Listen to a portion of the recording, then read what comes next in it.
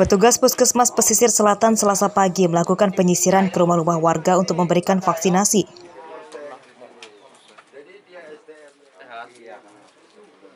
Namun sasaran penyisiran kali ini bukanlah warga umum, melainkan bagi penderita orang dalam gangguan jiwa ringan. Pelayanan ini dilakukan sebagai upaya pemerataan vaksinasi di Kabupaten Pesisir Barat. Salah satu yang didatangi petugas yakni Desa Biha, Kecamatan Pesisir Barat. Dari 15 penderita ODGJ ringan, 10 diantaranya berhasil disuntik vaksin. Pada pelaksanaannya, petugas membutuhkan kesabaran untuk membujuk agar penderita ODGJ ringan mau disuntik vaksin. Dari 15 penderita yang masih dalam pemantauan, 6 orang sudah dilakukan vaksinasi pada beberapa hari yang lalu, dan hari ini kita melakukan vaksinasi 4 orang. Jadi total penderita ODGJ di wilayah kerja Puskes Biha yang sudah tervaksin sampai dengan hari ini 10 orang.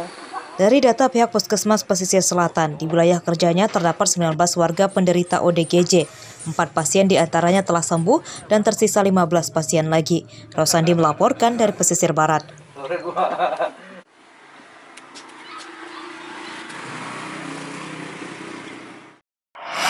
Lagi sama masyarakat Banjarbaru melalui program Swasembada Gizi.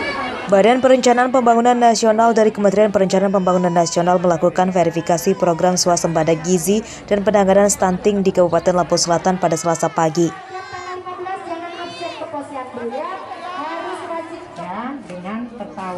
Kedatangan mereka untuk memantau implementasi upaya penurunan stunting di wilayah ini. Angka stunting di Lampung Selatan terbilang masih tinggi di angka 26% atau masih di atas dari target yang diharap oleh pemerintah pusat di angka 24,1%. Namun penurunan angka stunting di Lampung Selatan ini terbilang cukup baik dibandingkan dengan tahun 2019 yang masih di angka 30%. Bahwa memang konvergensi kerjasama antar OPD dan CSR yang ada di Kabupaten Lampung Selatan ini memang terjadi ada. Saya tanyakan ke sasaran, benar gitu sasaran ada penerima manfaatnya? Ternyata memang ada. Jadi sasaran pun itu juga memanfaatkan potensi-potensi yang memang diberikan oleh oleh OPD yang terkait termasuk CSR untuk bisa memecahkan permasalahan stunting yang ada di Kabupaten Lampung Selatan. Upaya penurunan stunting di Kabupaten Lampung Selatan terjadi setelah dilaksanakannya program Swasembada Gizi. Pihak Pemkab melakukan intervensi kepada ibu bayi pada 100 hari kehidupan bayi. Intervensi berupa pengawasan dan pemantauan gizi bagi bayi yang baru terlahir melalui program Posyandu. Karena dengan gerakan Swasembada Gizi dalam konvergensi percepatan penurunan stunting, Lampung Selatan bisa menurunkan stunting dengan signifikan. Karena gerakan Swasembada Gizi perlu diketahui adalah gerakan kebersamaan lintas sektor, pemerintah, pelaku usaha, TNI Polri, dan seluruh masyarakat bergerak dalam menuntaskan stunting. Stunting adalah kondisi gagal tumbuh pada tubuh dan otak akibat kekurangan gizi dalam waktu yang lama yang dialami oleh balita dan anak-anak. Dampaknya, anak lebih pendek dari anak normal seusianya dan memiliki keterlambatan dalam berpikir. Jika tidak ditangani sejak bayi, stunting beresiko besar menjadi permanen. Ari Susanto melaporkan dari Lampung Selatan.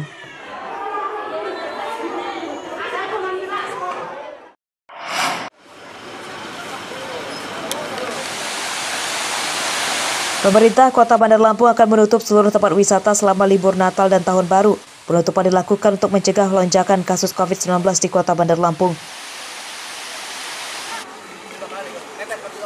Kepala Dinas Pariwisata Muhammad Yudi pada Selasa siang mengatakan penutupan tempat wisata tersebut akan dimulai tanggal 20 Desember 2021 hingga 4 Januari 2022. Selain tempat wisata, tempat hiburan seperti kafe, diskotik, dan hiburan karaoke juga turut ditutup sementara karena menjadi objek wisata dan berpotensi menimbulkan keramaian selama libur Natal dan Tahun Baru. Untuk rumah makan dan restoran tetap diperbolehkan buka. Dari tanggal 20 sampai tanggal 4, semua tempat wisata akan ditutup semua, kecuali rumah makan. Nanti kita buat edaran, segera disosialisasikan ke seluruh tempat destinasi wisata. Ada berapa sih tempat wisata di Bandar Lampung sini, Bang? Ya banyak lah itu. Dia kan nggak semua tempat wisata aja, termasuk angkringan semua, salon, ya kan, kafe, semuanya ditutup semua kecuali rumah makan. Aturan ini akan mulai disosialisasikan mulai hari ini, 1 Desember 2021 kepada para pengusaha tempat wisata. Selama libur Natal dan Tahun Baru, pemerintah juga akan menjalankan PPKM level 3. Jeffrey Arifin melaporkan dari Bandar Lampung.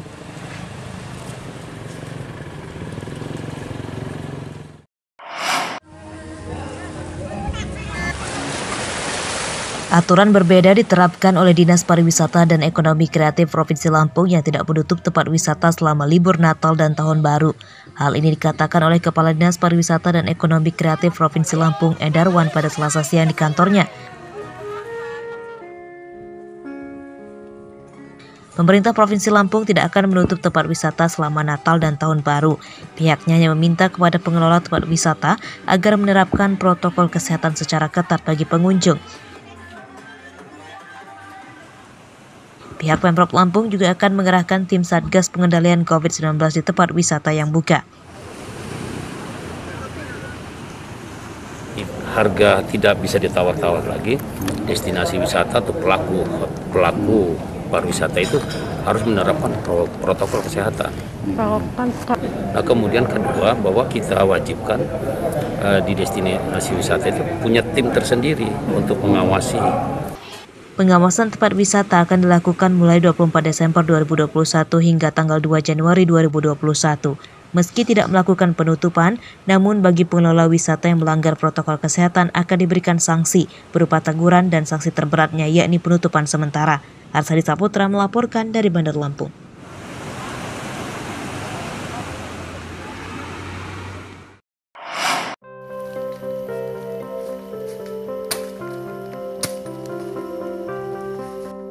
Seorang perajin anyaman bambu bernama Suhanto Hadi, warga Desa Dwi Kora, Kecamatan Gunung Agung, Tulang Bawang Barat, saat ini tengah berjuang agar usahanya bisa terus bertahan menghadapi masa pandemi. Sebab usaha yang dirintis pria berusia 56 tahun itu sejak tahun 2015 lalu kini sedang kembang kempis. Pembelinya berkurang drastis sejak 2 tahun lalu, sejak pandemi masuk ke Indonesia. Jika biasanya hasil kerajinan bambunya mampu menghasilkan hingga jutaan rupiah per bulan, kini untuk mencapai omset 1 juta per bulan saja sangat sulit. Beruntung Suhanto sudah memiliki langganan tetap, sehingga ia tetap bisa memproduksi kerajinan anyaman bambunya seperti kurungan ayam, bubu jerat ikan, keranjang, tampah, dan peralatan berbahan baku bambu lainnya. Meski dengan peralatan dan modal seadanya, Suhanto tetap dengan tekun membuat berbagai peralatan yang dipesan. Ia juga berharap supaya pandemi segera berakhir dan kondisi normal kembali.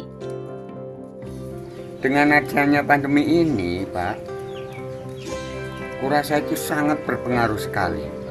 Bahkan apalagi di dalam bulan 7 sampai bulan 8 ini, kita menjangkau 700 saja nggak nyampe ya, dikarenakan orang sama ngeluh dengan adanya pandemi ini, Pak. Pihak aparat desa juga berjanji akan terus mendukung usaha Suhanto dan sebisa mungkin membantu pencarian modal dan pemasaran. Masalah modal kami mohon dari segala pihak itu kalau bisa dibantu Pak ini. Karena inilah satu-satunya potensi desa kita yang di dalam pandemi ini masih berjalan. Karena kita nggak bisa bebas keluar cari duit. Selain telah memiliki pelanggan tetap, hasil kerajinan bambu Suhanto juga dipasarkan melalui media sosial. Mustaqim melaporkan dari Tulang Bawang Barat.